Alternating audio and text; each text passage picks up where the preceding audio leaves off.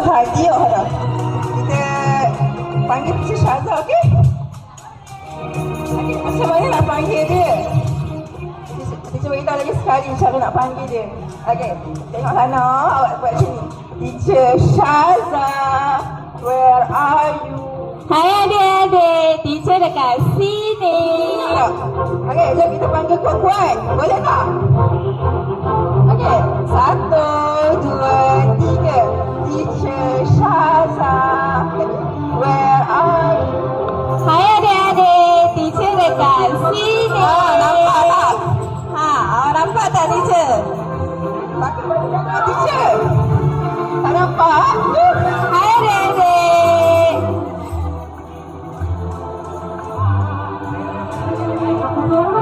Hai semua, nama Teacher Syazah. Hai.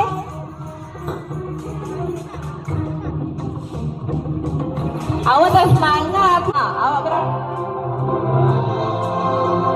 Try panggil. Kita try panggil lagi sekali. Little Star Lala, where are you?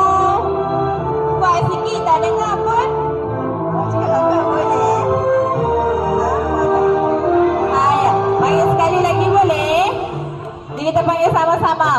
Little Star Lala, where are you? Ada nampak tak? Cepat. Panggil.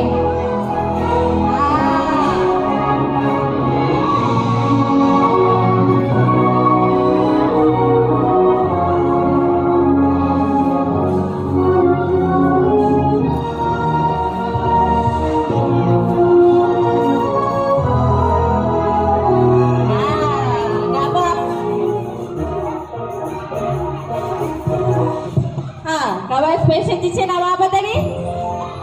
Ni? Lala, pandai. Okey, Lala suka buat apa? Siapa tahu? Awak tengok Lala suka buat apa? Lala buat apa tu? Berjoget, menari. Okey. Umur Lala berapa tahun? Siapa tahu? Lala berapa tahun? Tengok Lala buat. 5. Okey. Awak nak menari dengan Lala tak? Tak dengar pun nak menari ke tak nak?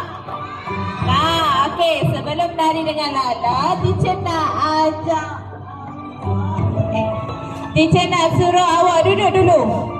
Duduk dulu. Teacher nak tunjuk cara main game dulu dekat awak. Lepas teacher tunjuk, baru kita menari dengan Lala, okey?